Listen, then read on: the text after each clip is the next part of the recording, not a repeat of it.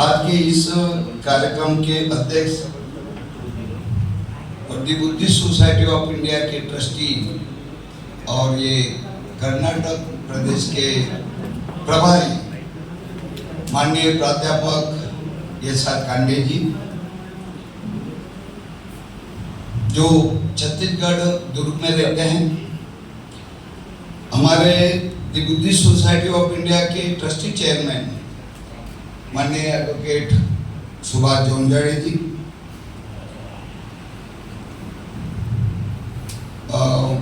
नागपुर से मेरे साथ आए हमारे संस्था के ट्रस्टी एवं चैरिटी संस्था के जनरल सेक्रेटरी माननीय अंबर सहारे जी,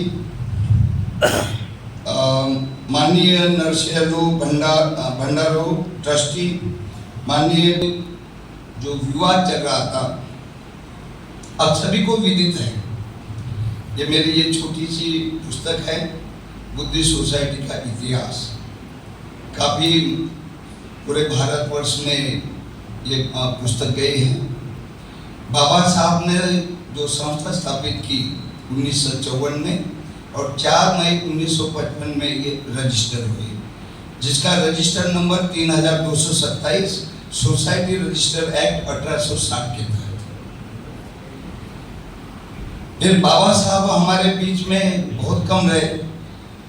देखिए, जो अभी हमारे सहारे जी ने बताया कि नागपुर की दीक्षा भूमि पर अशोक विजयादशमी के अवसर पर 14 अक्टूबर 1956 को सर्वप्रथम बाबा साहब ने स्वयं दीक्षा ली गुरु चंद्रमणि जी और भिक्षु संघ से। उनकी पत्नी उनके साथ में थी और दूसरे दिन उन्होंने अपने 5 लाख अनुयायी को स्वयं बाबा साहब ने बौद्ध धर्म की दीक्षा दी। देखिए, ये बुद्धिस्ट सोसाइटी के अंतर्गत हुआ। बाबा साहब के उस समय में जो है सिर्फ दी बुद्धिस्ट सोसाइटी ऑफ इंडिया, जिसको हम भारतीय बौद्ध महासभा कहते हैं हिंदी और मराठी में, क्योंकि इसका भी काफी विवाद हुआ था, आपको विदित ही है। और अभी मुझे जो इन्होंने कहा कि यहाँ पर भी भारतीय बौद्ध महासभा है, कौन सा रजिस्टर नंबर ये करती, क्योंकि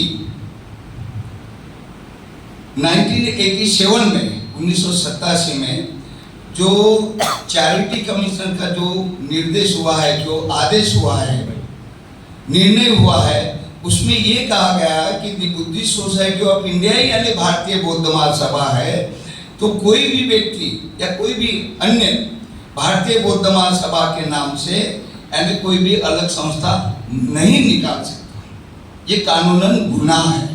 अब यहाँ पर उनको पता है या नहीं, ये अभी जैसा निम्बालकर जी ने कहा, तो हम देखेंगे उसके संबंध में भी कि क्या हो सकता है, क्योंकि एक ही नाम की संस्था नहीं, रजिस्टर नंबर तो छोड़िए, नाम भी आप उपयोग में नहीं ला सकते। ये चैरिटी कमीशन जिसके अंतर्गत जो स्कीम है, जिसके अनुसार उनके निर्देशन अनुसार ही हमको ये कार्य करना है। जब बाबा साहब हमारे बीच में बहुत कम समय रहे और उसके पश्चात बाबा साहब के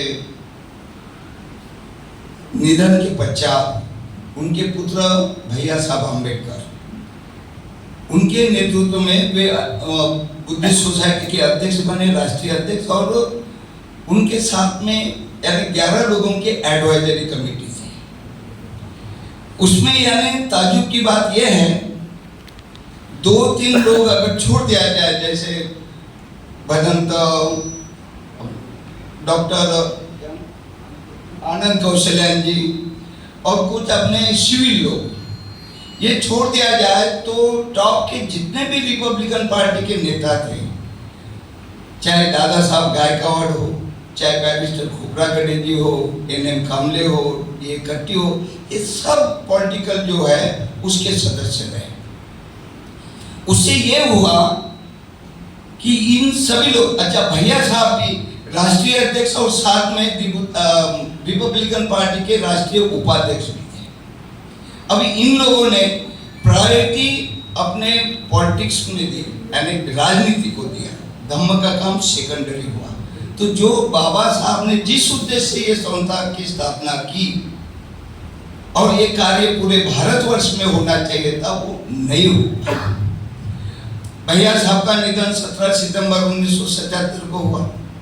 उसके पश्चात अभी आप सभी को विदित ही है कि लगभग 34 वर्ष कोर्ट कचहरी का मामला ये हुआ, क्योंकि श्रीमती मीराताई अंबेडकर जी ने स्वयं को उत्तराधिकारी के रूप में, सक्सेशन के रूप में उन्होंने चेंज रिपोर्ट दिया था भैया साहब के स्थान पर, जबकि एडवाइजरी कमेटी के 7 लोग जीवित थे। होना ये चाहिए था कि श्रीमती मीराताई अंबेडकर जी ने पहले ट्रस्टी बनना था, वो 7 लोग भैया साहब की जगह, और फिर अध्यक्ष बनते, क्योंकि बाकी तो सब पॉलिटिकल लोग थे, उनको कोई रुचि भी नहीं थी, ये अध्यक्ष बन सकती थी। और ये जो कोर्ट कचहरी जब हुई, इतना समय नहीं गया रहेगा। ये हमारी एक भूल की वजह से हमको ये करना पड़ा।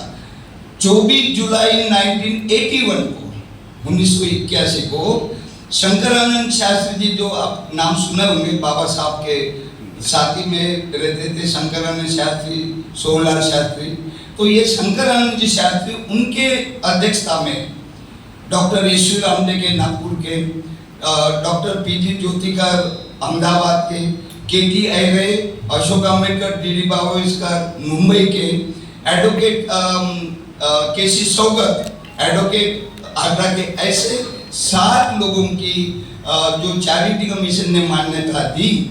और उसके अगेंस्ट में जो ये कोर्ट कचहरी मीराताई जी सिटी सिविल कोर्ट में गई, फिर हाई कोर्ट, सुप्रीम कोर्ट, और अंत में 21 जून 2013 को माननीय हाईकोर्ट मुंबई ने हमारे पक्ष में निर्णय दिया। साथ में फिर मीराताई जी ने पिटीशन दायर किया सुप्रीम कोर्ट में, तो 2 फरवरी 2015 में फिर वो जो डिसमिस किया गया उस अपने पिटीशन, फिर रिव्यू पिटीशन डाला, तो रिव्यू पिटीशन भी जो डिसमिस हुआ 15 अप्रैल 2015 से।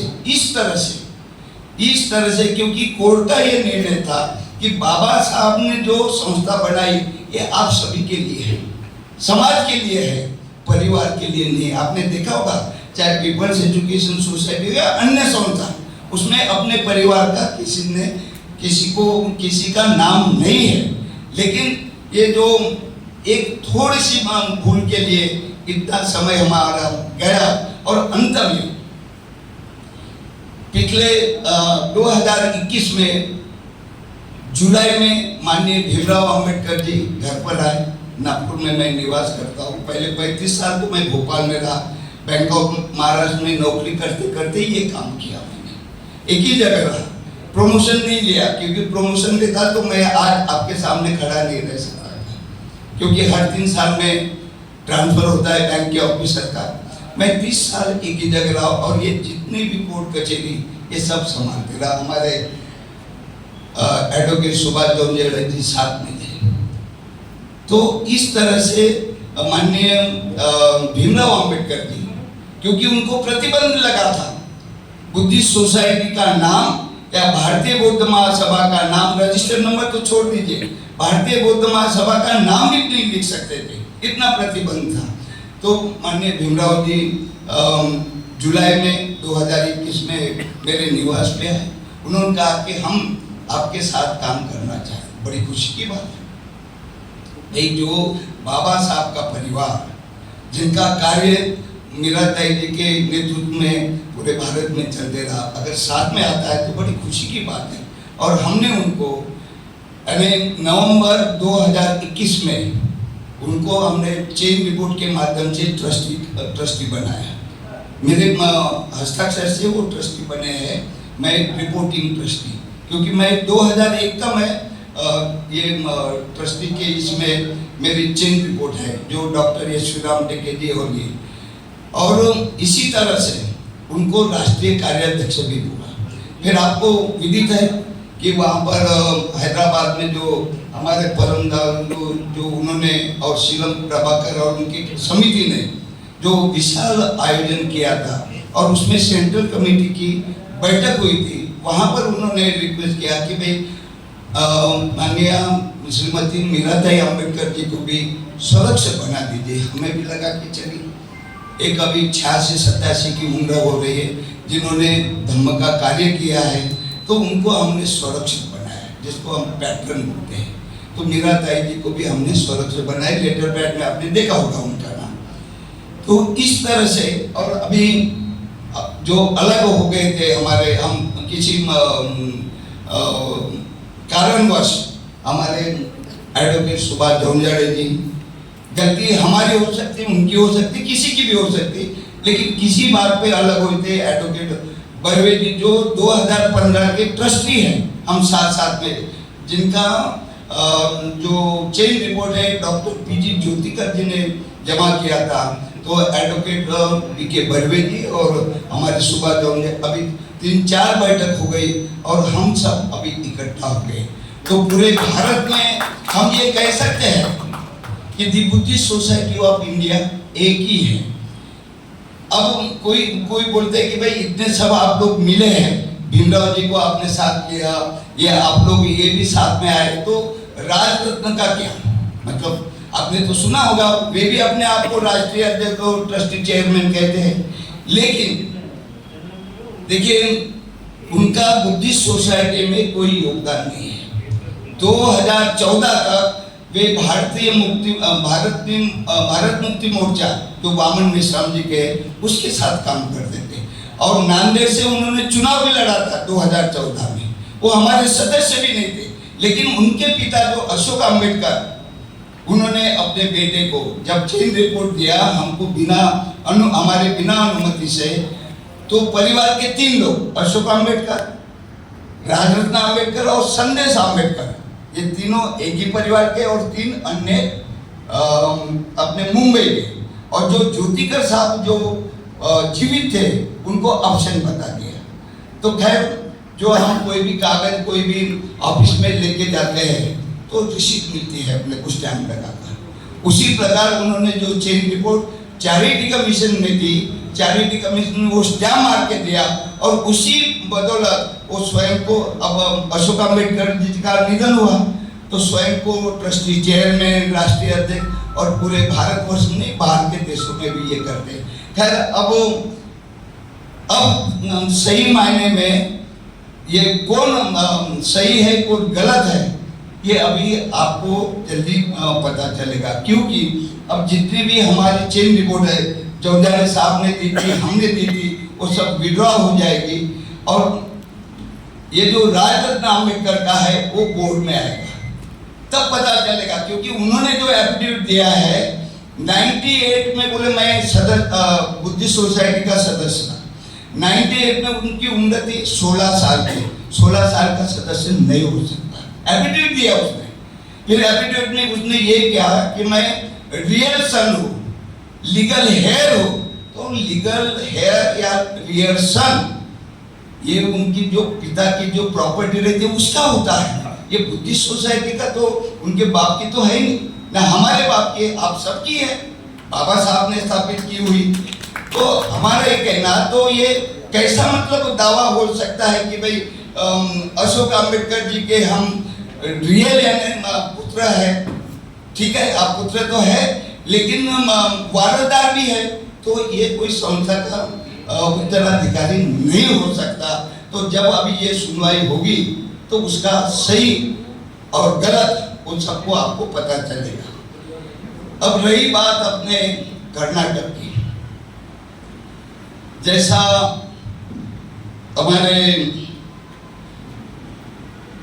क्या नाम निम्बालकर जी ने कहा कि कोई जाता है और दस्तखत करके लाता है कि मैं अध्यक्ष और ये है करके, ऐसी स्थिति क्यों आई है? क्यों आई है? आज भी मैंने देखा वो बैनर पे श्रीमती मीराबाई अम्बेडकर राष्ट्रीय अध्यक्ष बैनर पे लिखा रहता है। कितनी गलत बात है, कितनी गलत बात है। जब वे अध्यक्ष नहीं है, अभी मैं बोला ना, वो तो संरक्षक बनाया उनको, जब अध्यक्ष नहीं है तो क्यों आप बैनर पे लिखते हैं? बहुत कुछ मुझे सुनने में आया कि कौन चंद्रकांत पाटिल हम नहीं जानते, हम तो परिवार को जानते। तो हमने बोला ठीक है, परिवार के साथ हमारे मन में भी इज्जत है, आदर है, लेकिन जहाँ कानून की नियम की बात है, और ये बाबा साहब की संस्था अरे गरे की नहीं है, ये बाबा साहब की संस्था है, और जो नियम है जो बायलॉज में लिखे उसी के अनुसार ये संस्था चलेगी। मैं भविष्य में आप सभी को आश्वस्त करना चाहता हूँ कि हम जो लोग हैं, हम सभी पदाधिकारी जो भी कमेटी तय करेंगे, आज हम आए हैं आप सभी के सम्मति से, जो भी आप कहेंगे उनको हम मान्यता देंगे। हमारे कोई रिश्तेदारी नहीं है, हमारे कोई सगे संबंधी नहीं है। जो धर्म का काम करना चाहते हैं, जिनका अनुभव है, वही आगे आके इस बुद्धिस्ट सोसाइटी की धुरा अपने हित में, ये नहीं कि मैं अध्यक्ष रहा, मेरा भाई होना चाहिए, मेरे संबंधी होना चाहिए, ऐसा नहीं होता। और दूसरी बात, जब हमारे कर्नाटक के अध्यक्ष जो भालके जी, क्या नाम पूरा, मल्लिकार्जुन भालके जी, अब उन्होंने, अब हमारे ढिंगरे जी से हमेशा चर्चा होती है उनके साथ, तो उन्होंने कहा, और यहाँ से कुछ कमेटी के लोग आए थे, देखिए हमने जो तय किया है, भीमराव जी और हम लोगों की जो दस्तखत है, 7 ट्रस्टियों की दस्तखत है। हमने 4 ट्रस्टियों को सब पूरे भारत के 4 पूर्व, पश्चिम, उत्तर, दक्षिण ये संभाग हमने डिस्ट्रीब्यूट कर दिया है, यानी उनको प्रभारी बनाए। तो हमारे ये जो साउथ के हैं, हमारे एस.आर. कांडे जी, चाहे कर्नाटक हो, तमिलनाडु या आंध्र प्रदेश, तेलंगाना, केरला और ये पांडिचेरी, ये जो साउथ का जो भाग है उसके प्रभारी है। बिना इनके अनुमति से, वहाँ पे लिखा है कोई भी ट्रस्टी जा सकता है कोई भी प्रदेश में, लेकिन उनकी अनुमति चाहिए। इनके बगैर आप कोई भी कमेटी, कोई भी मीटिंग आप नहीं ले सकते, ये गैर कानूनी है। इसलिए मैं कहा कि जो भी इन्होंने कहा, मुझे भीमराव जी से बात हुई, नागपुर में हमने बात किया, तो बोले ठीक है इनको जाने दीजिए, लिस्ट लेकर आएंगे, आपसे बिना पूछे हम कोई डिक्लेयर नहीं करेंगे। लेकिन मैं क्या देख रहा हूँ, मैं क्या देख रहा हूँ, भालके जी ने एक इधर का अध्यक्ष भी नियुक्त कर दिया, इधर एक पूरे स्टेट की कमेटी, तो ये किसके अधिकार से, बिना हमारे अधिकार से। अभी जैसे ट्रस्टियों की बैठक हो गई, 13 ट्रस्टी थे वहां पर, 13 ट्रस्टियों के सम्मति से ये हुआ कि बिना एडवोकेट सुभाष जौनझारी जी जो ट्रस्टी चेयरमैन है और मैं राष्ट्रीय अध्यक्ष, बिना दोनों के दस्तखत से कोई भी कमेटी फॉर्म हो ही नहीं सकती, और वो कानूनन उसको कोई अधिकार नहीं रहेगा। तो पूर्व में क्या हुआ उसमें नहीं जाता, लेकिन आज जो है आप सभी के समक्ष जो भी यानी यहाँ पे यानी कमेटी का, एक तो स्टेट कमेटी और बिदर और भालकी, मैंने देखा है कि भालकी का जो प्रश्न है, जो 40 दुकानें हैं, सबकी नीयत वो पैसे के ऊपर है, सबकी नीयत है पैसे के ऊपर है, वो कोई काम वगैरह नहीं। स्कूल है, स्कूल की क्या दशा है, स्कूल की क्या दशा है, आप जाकर देखिए, वही पैसा, हमें नहीं चाहिए पैसा।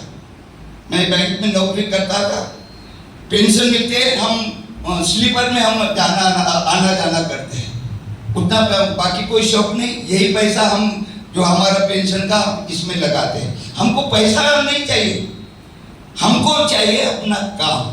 जब इतने 40 दुकानें, इतना लाखों रुपए आपके पास आता है, तो स्कूल का क्यों नहीं डेवलपमेंट हो सकता है? तो आखिर वो पैसा कहाँ जाता है? और 2015 से जब मीराबाई अंबेडकर अध्यक्ष नहीं रही, राष्ट्रीय अध्यक्ष नहीं रही, तो उनके नाम से आपने कैसा क्या व्यवहार किया? अगर इसमें किया तो मैं जो भी यानी ये बनेंगे, वो जो पदाधिकारी रहे हैं उनसे यानी एडवोकेट के माध्यम से उनसे वो जवाब मांगूंगा कि भाई आपने बिना ये 2015 से मीराबाई जी का नाम लेके आपने कैसी संस्था चलाई, और पैसे का मैं ये मतलब 420 आ गए उसमें। तो ये जो है सबको सावधान रहना चाहिए, और मैं चाहता हूँ वहाँ का पैसा वहीं पर ही डेवलपमेंट के लिए होना चाहिए, हमको नहीं चाहिए पैसा। लेकिन ऐसा नहीं हुआ, वो पैसा कहाँ जाता है वो सब हमारे पास स्टेटमेंट आया बैंक के, इतना लाखों रुपए दिया, इतना लाखों रुपए। अरे क्यों दिया मैं? ये किसी की प्रॉपर्टी है क्या? बाबा साहब की संस्था है, बाबा साहब के संस्था के डेवलपमेंट के लिए खर्चा कीजिए ना। बस इतना ये करूँगा और आप सभी के समक्ष जो भी आप तय करेंगे उसमें आज पूर्व में क्या हुआ मैं नहीं मानूंगा, ना जौनजाड़े साहब मानेंगे।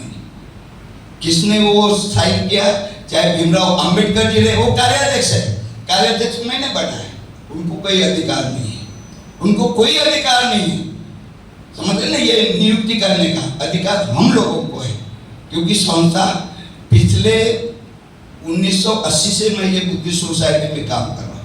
आप देख रहे होंगे मैं अभी जौनजाड़े साहब 76वां चल रहा, मेरा 75 चल रहा है, 75वां साल चल रहा है। इतने साल से मैं ये संस्था में काम करता हूँ, मुझे ये भी सब मालूम है।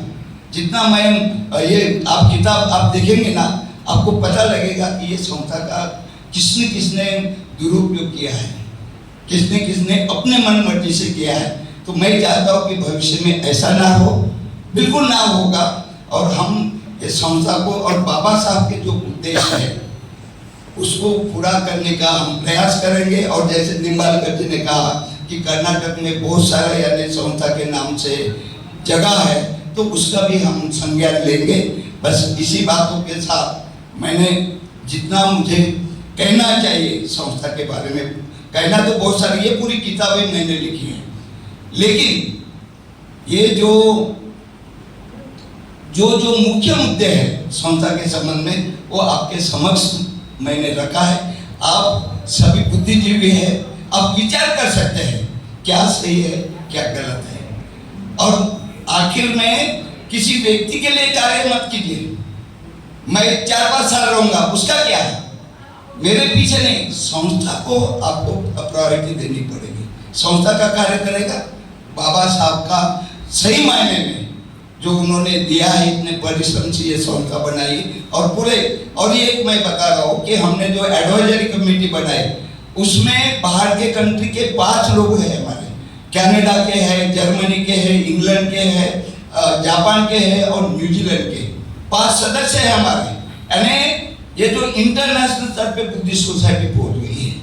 अभी हमारा BSI न्यूज का वो पेपर भी निकलता है औरंगाबाद से, अभी मंथली है और फ्री में दे रहे हैं। अक्टूबर से लेकर अभी अप्रैल तक हमने जो निकाला सब फ्री में, कोई पैसा नहीं ले रहे। तो हम कैसे कैसे कि भाई ये सभी जगह की न्यूज पूरे लोगों तक पहुंच जाए और धम्म का क्या कार्य हो रहा है ये सब जानकारी ले। इसलिए हम ये मीडिया एंड कम्युनिकेशन कमेटी ये भी हमने बनाई है।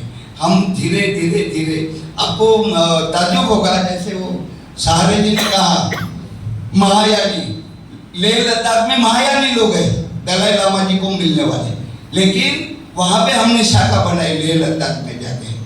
और वे वहाँ पर वहाँ के जो लामा लोग हैं, वहाँ के जो लेह लद्दाख के जो एसोसिएशन, उन्होंने अपने बुद्धिस्ट सोसाइटी के लिए ये कार्यालय भी दिया है। देखिए कितना मतलब उदारता है। आखिर में बुद्धिस्ट है, वो छोड़िए महायानी, हिनयानी या तंत्रयानी वगैरह, हमारे बंधु हैं। आज हम थाईलैंड जाते हैं, वियतनाम जाते हैं, श्रीलंका जाते हैं, उनकी भाषा अलग लेकिन है तो बुद्धिस्ट ना। तो अपना जो भाईचारा है, और ये किसने दिया?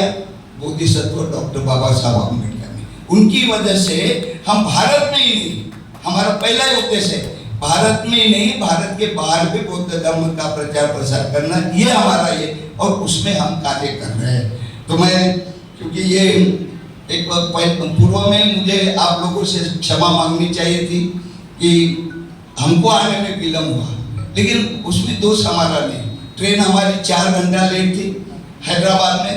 रात के 12-1 बजे हमने थोड़ा सा नाश्ता किया, सुबह 4 बजे उठे और 2 घंटे मुश्किल से हमने सोए हैं और 6 बजे निकल के यहाँ पर आए।